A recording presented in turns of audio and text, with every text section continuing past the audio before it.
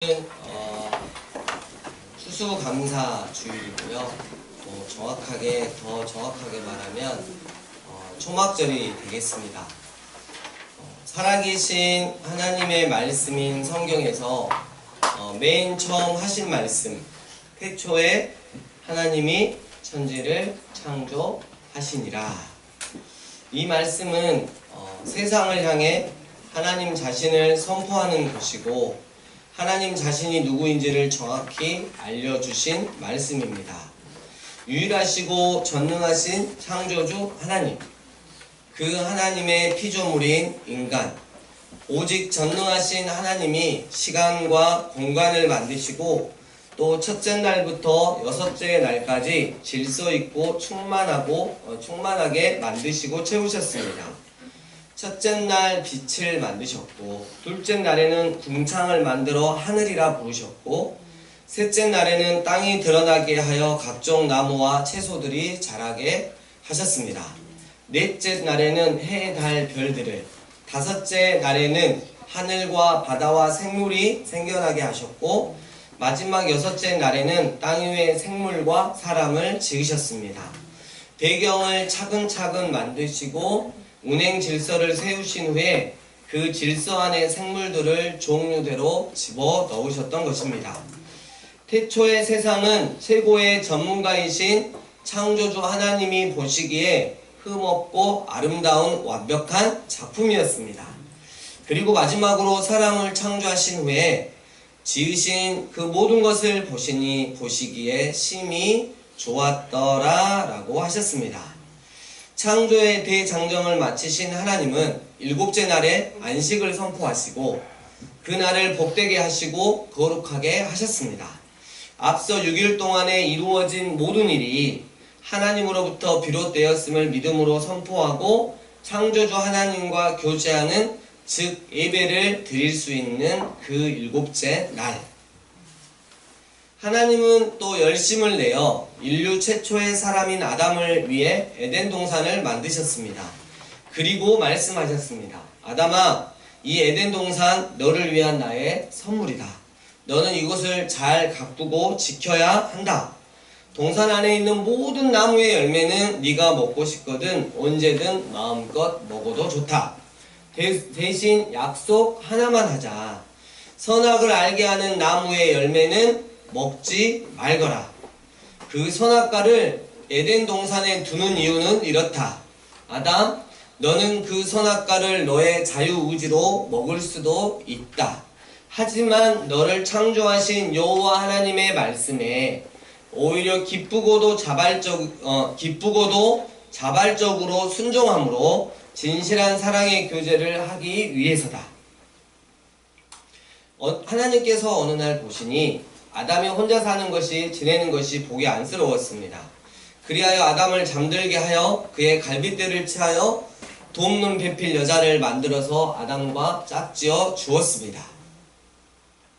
그리고 마귀라고 불리는 사탄도 하나님께서 창조하셨습니다. 성경에서는 이 사탄이 언제 창조되었는지, 몇째 날에 창조되었는지, 이 사탄이 천사장의 직분인지 전혀 말하지 않고 있기 때문에 저도 모릅니다. 하지만 창조되었습니다. 거기까지는 성경에 나와 있습니다.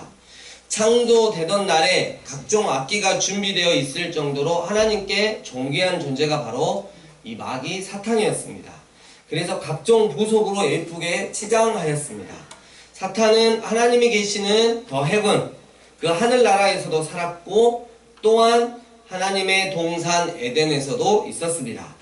사탄은 기름 부음을 받고 지키는 그룹, 즉 케루빔이었습니다. 마치 왕의 호위무사처럼 하나님의 보좌를 호위하고 하나님의 영광을 찬양하는 임무를 수행했습니다. 창조된 날부터 사탄의 행위는 온전했습니다. 그러나 어느 순간 다른 마음을 품습니다. 하늘에 올라 하나님의 묵별 위에 내 자리를 높이리라. 사탄은 여기에 만족하지 못하고 가장 높은 구름에 올라가 지극히 높은 이와 같아지리라 라고 말합니다. 자신을 만드신 하나님과 한번 겨루어 보겠다는 것입니다. 그리하여 마치 인간이 하나님의 말씀에 불순종하여 죄짓고 타락하여 에덴 동산에서 쫓겨날 것처럼 사탄도 하나님의 나라에서 쫓겨나게 됩니다. 그런 후에 들짐승 중에 가장 똑똑하게 창조되었던 뱀을 타락시켜 가장 강교한 녀석으로 만들어서 인간을 공격하기 시작했습니다. 여자야, 너는 선악을 알게 하는 나무의 열매를 먹어도 결코 죽지 않아. 오히려 죽기는커녕 하나님과 같이 될 거야. 그래서 하나님이 너에게 그 열매를 따먹지 말라고 한 거야. 넌 하나님께 속임당한 거야. 이 말을 듣고 그 나무를 본즉 정말 먹음직도 하고 보암직도 하고 탐스럽기까지 했습니다. 결국 유혹을 뿌리치지 못하고 하나님과 영원한 사랑의 교제를 할 수 있는 하나님과의 했던 약속을 뒤로 한 채 그 열매를 따먹고 자기와 함께 있는 남편에게도 주워 먹게 하였습니다. 이 일로 아담과 그 여자는 하나님께 징계를 받게 되었습니다. 여자는 임신하여 자식을 낳을 때 큰 고통을 더하게 되었습니다. 아담에게는 평생의 수고와 땀을 흘려야만 먹는 고통을 더하게 했습니다. 그리고 그 둘은 에덴 동산에서 추방당했습니다. 여러분, 하나님께서 당신의 형상대로 만드신 사람들을 완전히 그리고 영원히 버리셨을까요? 결코 아니라는 것. 다시 하나님과 자발적인 사랑의 교제를, 그것도 영원히 할 수 있는 완전하고도 완벽한 안전장치를 온 세상을 창조하기 전부터, 태초 전부터 준비해 놓고 계셨던 것입니다. 그 안전장치는 조금 이따 이야기하기로 하고 다시 돌아가서 아담의 큰 아들 가인으로부터 7대를 내려가다 보면 결론이 이렇습니다. 하나님, 저 죄 지었어요. 어쩔 건데요? 하나님 없이 내 마음대로 살고 싶은데 어쩔 건데요? 뭐 이렇습니다. 갈수록 하나님과 사람들과의 관계가 멀어졌습니다. 여호와 하나님께서는 사람의 죄악이 세상에 가득함과 그의 마음으로 생각하는 모든 계획이 항상 악할 뿐임을 보시고 땅 위에 사람 지으셨음을 한탄하시고 마음에 근심하셨습니다. 그리하여 여호와 하나님께 은혜를 입어 오직 믿음으로 살았던 당대의 의인 노아를 세워 다시 시작하시기로 결심하셨습니다. 40일 밤낮으로 지구를 둘러싸고 있었던 엄청난 양의 물을 비를 통해 쏟아 부으셨고 땅속 깊은 샘에서도 물이 터지게 했습니다. 온 세상이 물에 잠겨 하나님의 심판을 받아 결국 다 죽고 말았습니다. 노아와 그의 가족만 빼고요. 노아의 세 자녀는 셈과 함과 야벳입니다. 그중 함의 자손, 그러니까 흑인이죠. 네. 함의 자손 중 니무롯이라는 자가 있었으니 이 자는 매우 강하고 호전적이었습니다. 니무롯은 불신앙으로 똘똘 뭉쳐 대놓고 하나님을 대적하는 절대악의 상징이 됩니다. 하나님이 우리를 물로 또 쓸어버릴지 모르니까 우리 사람들이 힘을 모아 하나님을 대적해야 한다. 그래서 우리는 하늘을 향해 높고 높은 바벨탑을 지을 것이다. 정말 이상한 게 있어요. 하나님께서 물로 세상을 쓸어버리실 것이다. 심판하실 것이다. 그러니 회개하고 구원의 방주를 타라. 그러니까 그런 일 절대 일어나지 않는다고 비웃고 조롱하다가 큰 화를 자초했어요. 근데 홍수 후에 하나님께서는 다시는 이제 물로는 너희를 벌하지 않겠다. 그 약속의 언약으로 무지개의 언약을 주셨잖아요. 그러나 사람들은 하나님 또 물로 우리를 쓸어버릴 수 있으니 우리가 또 당하면 안 된다. 그러다가 바벨탑을 짓고 하나님께서 친히 내려오셔서 인간의 모든 언어를 하나였던 언어를 흩어버리심으로 말미암아 그들이 흩어짐을 당하는. 니무롯은 여러분이 잘 아시는 바벨론 대제국을 창건하고 하나님 대신 하나님이 만드신 창조하신 태양을 신으로 삼았습니다. 뿐만 아니라 자신도 태양이라고 하면서 신으로 부르게 했습니다. 여기서부터 인류의 모든 우상들이 나오게 되는 것입니다. 하나님 그럼에도 우리 사람들을 포기하지 않으셨습니다. 오히려 온 인류를 향한 구원 계획을 더 선명하게 보여주셨습니다. 그것은 바로 아무것도 아닌 사람, 우리와 같은 사람 아브라함을 통해 나오는 언약의 민족인 이스라엘의 이야기입니다. 여호와께서 아브라함에게 이르시되 너는 너의 고향 친척과 아버지의 집을 떠나 내가 내게 보여줄 땅으로 가라. 내가 너로 큰 민족을 이루고 내게 복을 주어 내 이름을 창대하게 하리니 너는 복이 될지라. 너를 축복하는 자에게는 내가 복을 내리고 너를 저주하는 자에게는 내가 저주하리니 땅의 모든 족속이 너로 말미암아 복을 얻을 것이라. 아무것도 아닌 사람 아브라함이 오직 하나님만 믿는 믿음의 조상이 되기까지 하나님은 훈련시키시는 것을 계속하셨습니다. 아브라함아, 나는 너의 방패고 지극히 큰 너의 상급이다. 너 나 믿지? 하나님, 그런 이상한 말씀 하지 마세요. 제 이 늙은 나이에 대를 이을 아들도 없는데 저는 그냥 제 종을 그냥 저의 상속자로 그냥 삼을 거예요. 아니야, 네 몸에서 반드시 상속자가 나올 것이야. 너 나 여호와 하나님만 철석같이 믿어라. 하늘 위 좀 볼래? 별들이 셀 수 없을 정도로 엄청 많잖아. 이 자손도 이와 같을 것이야. 아멘, 아멘. 그럼 저 하나님만 믿고 기다리겠습니다. 아브라함 100세, 그의 아내 사라 90세, 드디어 언약의 아들을 낳았습니다. 그의 이름은 이삭입니다. 그런데 눈에 넣어도 아프지 않을 독자 이삭이 자라 약 15세에서 17세 정도 되었을 때 하나님이 그를 번제로 드리라고 명하십니다. 우리 상식으로 어떻게 이룰 수 있냐고 하겠지만 아브라함은 바로 순종하고 독자 이삭을 데리고 하나님께서 지시하신 모리아산으로 가 아들을 잡아 제물을 드리려고 칼을 하늘 높이 쳐들어 올렸습니다. 이제 다급해지신 것은 하나님이셨습니다. 왜냐하면 아브라함의 믿음만 확인하고 싶었기 때문입니다. 아브라함아, 아브라함아. 이 아브라함의 믿음, 히브리서 11장 19절, 그가 하나님이 능히 이삭을 죽은 자 가운데서 다시 살리실 줄로 생각한지라. 아브라함아, 너는 이제 오직 믿음으로 너의 가장 소중한 것이라도 나 여호와 하나님이 원하면 내어 놓을 수 있는 사람이 되었구나. 그러니 이제 나도 아브라함처럼 여호와 하나님을 향해 오직 믿음을 쓰는 언약의 자녀들을 위해 나의 독자 예수를 십자가에 내어 놓으마. 이제 그에 대한 모형을 너희 자손들을 통해 제시하마. 네 자손은 이방 나라인 애굽에서 객이되어 그들을 섬기겠고 그들은 430년 동안 네 자손을 괴롭힐 것이다. 그러나 나 여호와는 네 자손을 내 계획대로 구원할 것이다. 이삭의 둘째 아들 야곱, 이스라엘을 낳은 야곱이 야곱 그 이름이 다시 바뀌죠. 이스라엘로. 이스라엘이 낳은 아들 12명. 하나님은 아브라함에게 말씀하신 대로 일을 진행하셨습니다. 야곱을 통해 낳은 아들 12명이 이스라엘의 12지파의 첫 조상들이 되게 하셨습니다. 그중 한 명은 오늘 오후에도 집중 조명이 되겠지만 요셉. 요셉을 애굽의 종으로 팔려가게 하시고 때가 참에 애굽의 총리까지 만드셔서 결국은 야곱의 가족 70명을 애굽 땅인 고센 지역에 정착시키셨습니다. 그리고 430년이 지났습니다. 놀라지 마십시오. 70명으로 시작한 이스라엘이 싸움에 나갈 수 있는 장정만 60만 명, 그러니까 능히 200만 명 이상이 되었다는 것입니다. 밥 먹고 애를 낳고 일하고 또 애를 낳고 주님 주신 언약 기억하면서 애를 낳고 이제 요셉을 알지 못하는 왕이 일어나 이스라엘의 수가 너무 많아 자칫 반역하는 무리들과 함께 뜻을 한다면 큰일을 당할 수 있다는 생각에 아주 힘든 노동을 마구 시켰습니다.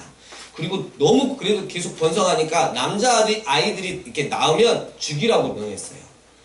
하나님은 아브라함과 약속대로 430년이 차는 동안 350년 쯤 지날 때 이스라엘을 이끌 지도자 모세를 태어나게 하십니다.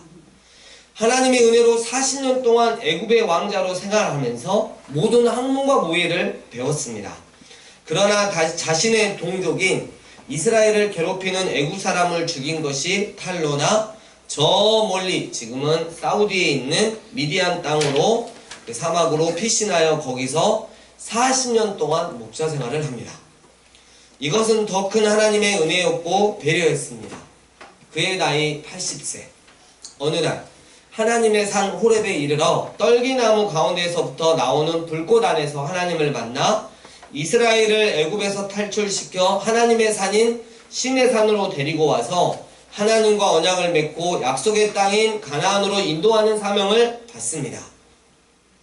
40년 전에 미디안 땅으로 그 도망갔던 길이 그대로 다시 한번 이스라엘 백성들을 출애굽시켜서 구원시켜서 약속의 땅으로 가는 그 길을 먼저 40년 전에 한번 가봤던 것입니다. 이제 애굽 왕을 찾아가 이스라엘을 광야길로 보내어 하나님께 예배 드리게 하라라고 말합니다. 그 당시 천하를 호령하던 애굽 왕이 허락하겠습니까? 애굽 왕 바로의 마음을 강팍하게 하신 이도 하나님, 여호와라 불리우신 하나님만이 전능하시고 당신이 선택한 백성은 반드시 구원해 내신다는 것을 성경을 읽는 오고 오는 세대에 다 알리고자 하셨던 것입니다. 10가지 재앙이 차례대로 내렸습니다. 물이 피가 되는 재앙, 개구리의 재앙, 티끌이 이가 되는 재앙, 파리 재앙, 가축 재앙, 악성 종기 재앙, 우박 재앙, 메뚜기 재앙, 흑암 재앙, 그리고 장자 재앙. 이것 다 애굽의 우상들과 관련이 되어 있습니다. 마지막 재앙은 바로의 장자로부터 바로의 큰 아들부터 가축에 처음 난 것까지 다 죽는 것이었습니다. 그러나 하나님은 당신의 은혜를 구하는 자들에게 구원의 길을 보이셨습니다. 그것은 너무나 간단했습니다. 6월절 1월 14일 해질 때 흠없는 어린 양을 잡아 그 피를 진문 좌우와 위에 바르고 오직 믿음으로 구원을 바라보면 되는 것이었습니다. 이스라엘 자손이 애굽에 거주한 지 430년이 끝나는 그날에 여호와의 군대 이스라엘은 다 애굽 땅에서 나왔습니다. 할렐루야. 이스라엘은 그리고 3일 동안 무려 300km를 걸었습니다. 불가능입니다. 3일 동안 300km. 어린아이부터 어르신까지 다 있었는데 이거 불가능 아니야? 근데 성경은 가능하다고 합니다. 하나님이 그들과 함께 하시면요.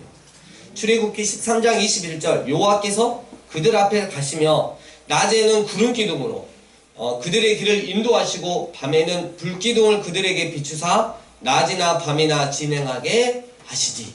다리에 힘을 주시고 잠을 내쫓아 주시고 아주 그냥 거의 달려가듯이 걷게 하시는 하나님의 은혜. 하나님께서는 그 미디안 강야로 이스라엘 백성이 갈 때 홍해바다를 굳이 지나지 않아도 되는데 그 홍해바다 앞에서 위쪽에서 제일 북쪽에서 서서 남쪽으로 내려오게 하세요. 그래서 하나님께서는 비하히롯 누에이바에 장막을 치게 하십니다. 거기서 굳이 홍해바다를 가르셔서 그 홍해바다를 가게 하십니다. 여러분, 왜 하나님은 이스라엘에게 홍해바다를 걸어서 건너가게 하셨을까요? 고린도 전서 10장 1, 2절 말씀, 형제들아 나는 너희가 알지 못하기를 원하지 아니하노니 우리 조상들이 다 구름 아래에 있고 바다 가운데로 지나며 모세에게 속하여 다 구름과 바다에서 세례를 받고. 여러분, 그렇습니다. 하나님께서는 어린 양 되시는 예수 그리스도의 속죄의 피를 믿는 자에게 구원을 허락해 주시고요. 이 홍해 사건을 통해 언약의 백성 하나님의 자녀로서의 정체성을 알리는, 정체성 회복을 알리는 세례를 베푸셨던 것입니다. 오늘 우리 공동체도 이와 같은 성례식을 거행하려고 합니다. 특별히 오늘 학습은 우리 김혜순, 우리 박동진 성도님, 그리고 입교는 박수환 우리 학생이 되겠습니다. 성례식을 우리가 진행하도록 하겠습니다. 호명하면 일어나 주시길 바랍니다. 먼저 입교부터 하겠습니다. 박수환 일어나고. 박수환 군은 믿음으로 자녀를 키우겠다는 어머님의 서약으로 유아 세례를 받았습니다. 그리고 지금까지 어머님과 함께 신앙생활을 하다가 이제는 성인이 되어 본인의 믿음으로 하나님 앞과 교회 앞에 서약하기 위해 지금 이 자리에 섰습니다. 진실한 마음으로 서약해 주시기 바랍니다. 어제 박수환 군은 30문제 주관식 서술형에 100점을 받았어요. 하나도 틀리지 않았어요. 단지 좀 걱정이 된 게 있다면 제가 채점하지 않고 사모님이 했다는 거예요. 무슨 거래가 있었는지는 잘 모르겠습니다. 아무튼 100점을 맞았습니다. 묻겠습니다. 박수환 군은 유아 때에 어머님이 대신한 신앙 고백과 서약으로 세례를 받았는데 이제는 장성하여 그 고백과 서약을 자신의 것으로 삼고 성실히 지킬 것을 확실히 서약합니까? 예. 박수환 군은 하나님 앞에 스스로 죄인인 줄 알며 당연히 그 죄로 인하여 하나님의 진노를 받을 만하고 정죄를 받아 마땅하나 오직 하나님의 자비하심으로 구원에 이른 소망의 사람이 된 것을 분명히 인정합니까? 네. 박수환 군은 주 예수 그리스도께서 하나님의 아들 되심과 죄인의 구주 되시는 줄을 믿으며 복음에 말한 바와 같이 구원하실 이는 다만 예수뿐이신 줄 알고 그를 믿으며 그를 좇고 그만을 의지하기로 확실히 서약합니까? 박수환 군은 지금 성령의 은혜만 의지하고 그리스도를 좇는 자가 되어 그대로 힘써 행할 뿐만 아니라 모든 죄를 버리고 그의 가르침과 생활의 모범을 따라 살기로 작정하십니까? 네, 우리 함께 기도하겠습니다. 사랑과 은혜가 풍성하신 하나님 아버지, 이 복스러운 당신의 자녀에게 은혜를 주사 어렸을 때 그 어머니의 신앙 고백과 서원을 계승하여 자신의 신앙 고백으로 삼게 하시며 자기의 서원으로 삼을 수 있게 해주셨으니 감사합니다. 하나님의 이 자녀인 박수환 군이 하나님의 영화로운 나라에 이르기까지 그 신앙을 보존하게 하옵시며 하나님의 큰 영광을 위하여 거룩하신 서원대로 하나님께 충성하게 하옵소서. 예수님 이름으로 기도드립니다. 아멘. 네, 앉아주시고요. 그리고 우리 학습자 우리 김애순 성도님과 우리 박동진 성도님 그 자리에서 일어나 주시길 바랍니다. 몸이 좀 불편하셔서 그냥 있는 자리에서 진행하도록 하겠습니다. 학습 세례 문담하면서 분위기가 그렇게 좋았던 건 처음인 것 같아요. 그래서 예, 너무 감사하고요. 네 가지를 묻겠습니다. 천지 만물을 창조하시고 그것을 홀로 주장하시는 하나님을 진심으로 믿습니까? 네. 네. 예수님은 우리의 죄를 대신하여 십자가에 못 박혀 죽으신 구주이신 것을 믿습니까? 하나님의 말씀인 성경을 힘써 배우며 그 말씀대로 살기 위해 힘쓰겠습니까? 주의를 거룩히 지키며 예배를 드리고 힘써 기도하고 말씀 보며 선한 일을 행하기에 힘쓰도록 작정하시겠습니까? 네, 아멘. 네, 자리에 앉아주시고요. 네, 공포하겠습니다. 이제 이들이 하나님과 온 회중 앞에서 그 신앙을 따라 성실히 서약을 하였으므로 박수환 군과 김혜순 성도님, 박동진 성도님은 각각 대한예수교 장로회 강주 삶의예배교회 입교인과 학습교인이 된 것을 성부와 성자와 성령의 이름으로 공포하노라. 아멘. 이제부터 박수환 군은 교회가 베푸는 성찬식에 참여할 것이며 김애순, 박동진 성도님은 믿음이 바르고 아름답게 자라 6개월 후 꼭 세례를 받으시길 주의 이름으로 축원합니다. 부디 주의 나라가 이 땅에 이를 때까지 더욱 주님을 사랑하시길 바랍니다. 아멘.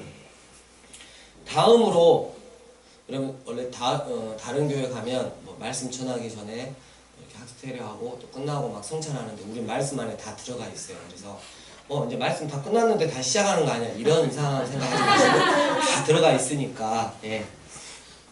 다음으로 이스라엘은 하나님의 언약의 백성으로서 세상을 상징하는 광야에서 그 어떤 상황 가운데서도 하나님과 친밀한 사랑의 교제를 나눌 수 있도록 훈련을 받았습니다. 구원받은 백성으로서의 삶. 오고 오는 세대에게 하나님의 자녀는 세상에서 어떻게 살아가야 하는지를 보여주는 광야에서의 삶. 그들은 세상이라는 광야에서 하나님만 바라보고 가라고 하시면 가고 멈추라 하면 멈춰야 하는 훈련을 받았습니다. 때때로 마실 물이 없어서 먹을 것이 없어서 혹은 고기가 먹고 싶어서 차라리 우리를 그냥 애굽의 노예로 살다가 죽게 그냥 놔둘 것이지 왜 이렇게 우리를 힘들게 합니까?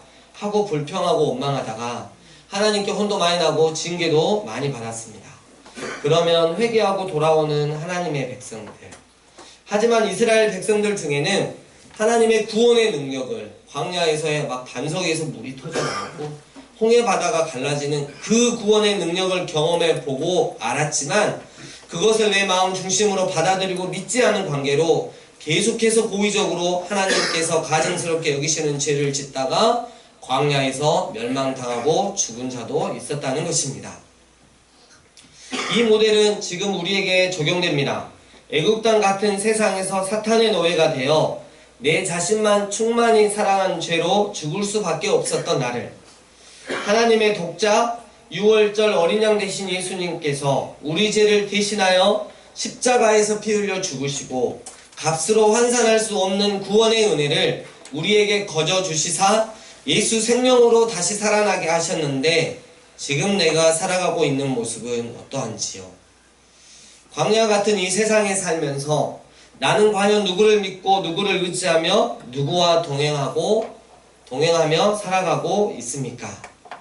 이제 저는 예수님께서 십자가 위에서 우리의 죄값을 대신 치르시고 죽으셨던 것을 기억하는 예식인 성찬식을 진행하고자 합니다. 이 성찬식을 통해 하나님을 향한 나의 믿음을 다시 한번 굳건하게 하시길 부탁드립니다. 성찬에 참여하시면서 하나님이 나와 함께 하심을 체험하며 그분과 연합된 존재가 바로 나라는 것을 확인하시길 바랍니다. 나오셔서 준비해 주시고요. 성찬식은 예수님께서 처음 시행하셨습니다. 예수님께서 십자가에 못 박히시기 전날 밤에 시행하셨습니다. 성찬식은 빵과 포도즙으로 베풉니다. 빵은 예수님의 몸을 기념합니다. 포도즙은 예수님의 피를 기념합니다. 예수님께서는 당신이 우리의 죄를 사하기 위해 죽으신 그 십자가 때부터 다시 오실 때까지 이 성찬식을 행할 것을 교회 공동체에게 명하셨습니다. 이 성찬은 입교한 자와 세례받은 자만이 참여할 수 있습니다. 혹시 입교와 세례를 받은 자라도 내가 짓고 있는 죄들에 대한 철저한 회개함 없이 주님의 살과 피를 먹고 마시는 것은 자기 죄를 먹고 마시는 것과 같다는 것을 아시고 주님을 경외함으로 이 성찬식에 참여하시길 부탁드립니다. 이 예식은 우리 주 예수 그리스도께서 친히 세우사 그리스도를 기념하여 그가 다시 오실 때까지 그분의 죽으심을 기억하게 하는 예식입니다. 분명하겠습니다. 주 예수 그리스도께서 잡히시던 날 밤 빵을 가지사 축사하시고 제자들에게 떼어주셨습니다. 주의 분부하심을 따라 저도 여러분들에게 이 빵을 나누어 드리고자 하오니 십자가를 묵상하며 거룩히 이 성찬에 참여하시길 바랍니다. 드시지 마시고 받기만 하십시오.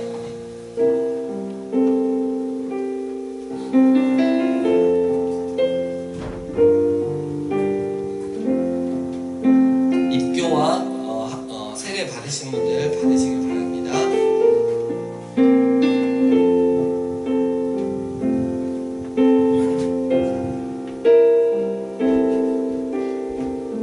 받으신 분들은 눈을 감고 주님께서 날 위해서 죽으시면서 내어놓으셨던 당신의 몸을 기억하며 생각하며 감사하는 시간 갖도록 하겠습니다.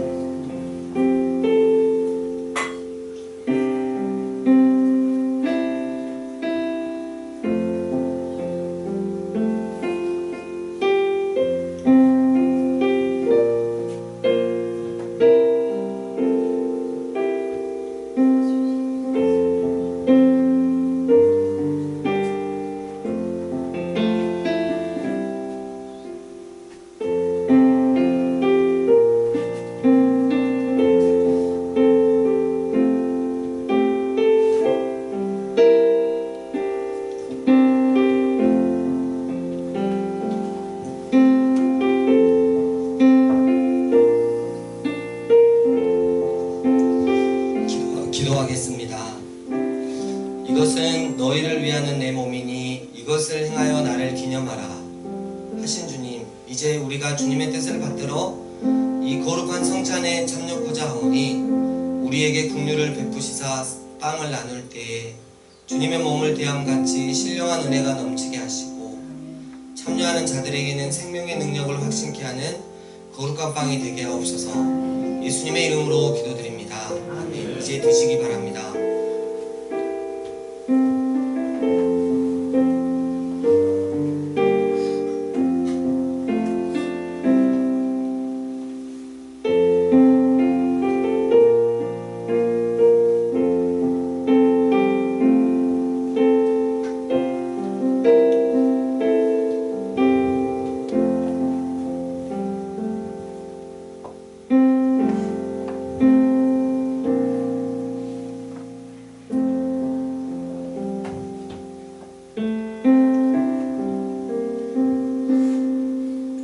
분잔하겠습니다.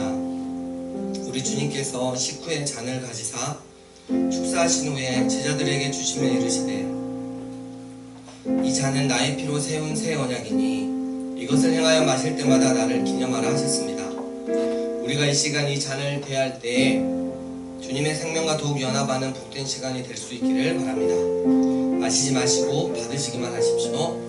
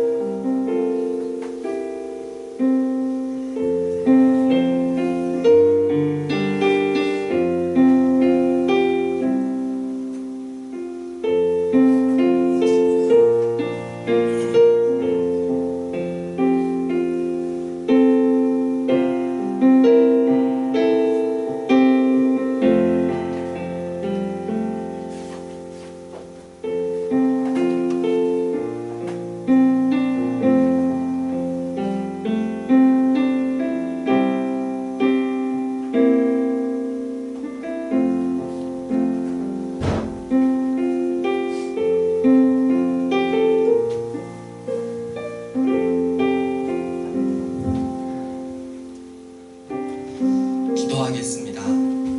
내 살을 먹고 내 피를 마시는 자는 영생을 가졌고 마지막 날에 내가 그를 다시 살리리라 고 말씀하신 주님, 이제 이 잔을 통하여 우리가 주님의 사랑에 이르고 이 피에 참여함으로 생명에 이루고자 하오니 이 예식을 통하여 더욱 큰 은총을 힘있게 하여 주옵소서. 사람이 자기를 살피고 그 후에야 이 빵을 먹고 이 잔을 마실지니 주의 몸을 분별하지 못하고 먹고 마시는 자는 자기의 죄를 먹고 마시는 것이니라 라고 말씀하셨사오니 우리를 이러한 죄악에서 지키시오며 더욱 세움을 얻어 주의 죽으심을 오실 때까지 증거하는 하나님의 사람이 되게 하여 주시옵소서. 다시 오실 예수님 이름으로 기도합니다. 네, 이제 드시기 바랍니다.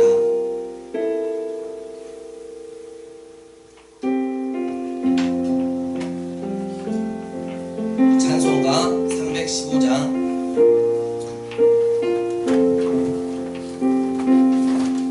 1절과 4절 함께 찬양하시겠습니다.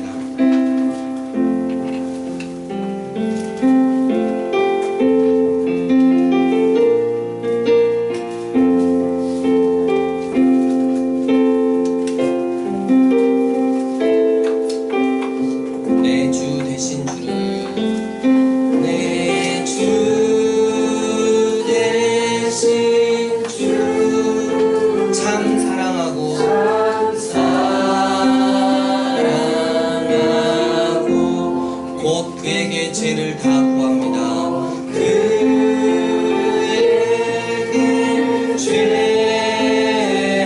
죄를 다 구합니다.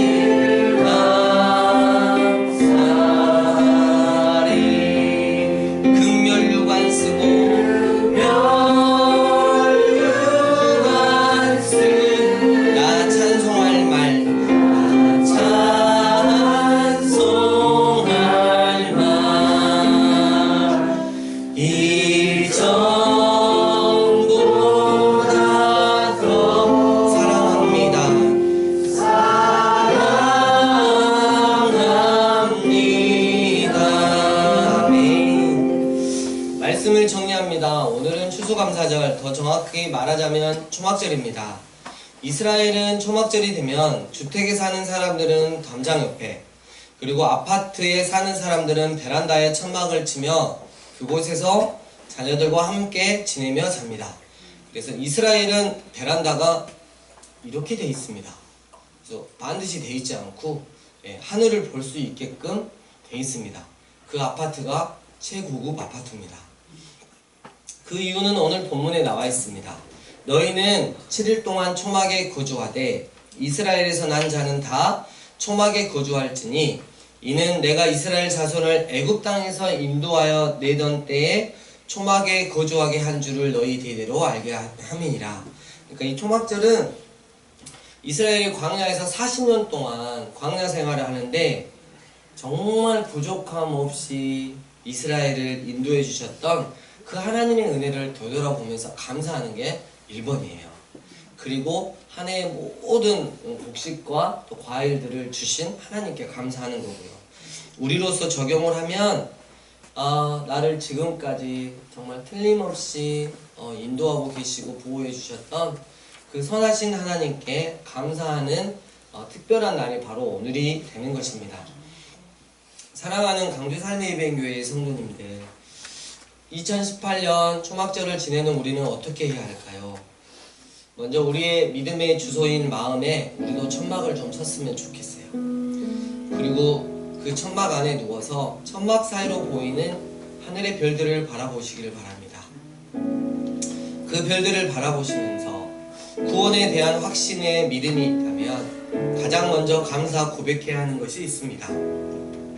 그것은 마치 애굽 땅 같은 세상에서 사탄의 마귀의 노예가 되어 허물과 죄로 죽을 수밖에 없었던 나를 세상의 풍조를 따랐을 뿐만 아니라 오히려 즐기며 온갖 탐심을 부리며 공중의 권세 잡은 자, 즉 사탄을 따라 살다가 본질상 진노의 자녀가 되어 심판받아 영원한 지옥에 갈 수밖에 없었는데 하나님의 독자여 유월절 어린 양 되시는 예수님께서 나의 죄를 대신하여 십자가에서 피 흘려 죽으시고 값으로 환산할 수 없는 구원의 은혜를 우리에게 거저 주시사 예수 생명으로 다시 살아나게 하시고 그렇게 또 살게 하셨다는 것. 또 오늘 그 별을 바라보시면서 비록 내 삶에 먹구름이 아직 가시지 않았지만 해결되지 않는 문제들도 참 많지만 아직 내 믿음이 온전치는 않지만 2018년 한 해 동안 하나님 당신의 선하신 뜻 안에서 나를 인도해 주셨음에 감사하고 2019년을 또한 기대하는 것입니다. 덧없이 흐르는 세월 가운데 원망할 일이 늘어나고 상황이 풀릴 기미가 전혀 보이지 않을 때 나는 내 마음을 밝히는 등불 하나를 켜리라. 그것은 바로 감사의 등불. 가장 깊은 감사는 고난을 통과한 사람의 감사이리라. 완성이 늦을수록 성취감은 숙성되어 그 맛이 그윽해지는 법. 더딘 삶.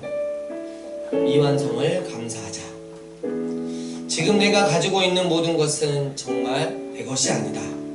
살아있는 동안 잠시 빌려 쓰고 있을 뿐이다. 그래서 늘 감사하는 마음으로 살아가자. 모든 일에 감사한 마음을 갖는다면 지금 내 자리는 곧 천국이리라. 작은 것에 감사하라. 큰 것을 얻으리라. 부족할 때 감사하라. 넘침이 있으리라. 고통 중에 감사하라. 문제가 풀리리라. 있는 중에 감사하라. 누리며 살리로다. 지금까지 단 한 번도 나를 실망시키신 적이 없으신 나의 하나님. 이후로도 영원토록 하나님께서 나를 지키시리라 확신하는 나. 나는야 내 인생을 감사로 물들이는 한 그루의 단풍나무이여라. 아멘. 우리 날고 나신 주 감사 우리 함께 찬양하시겠습니다. 주신 말씀 기억하시면서 고백하셨으면 좋겠어요.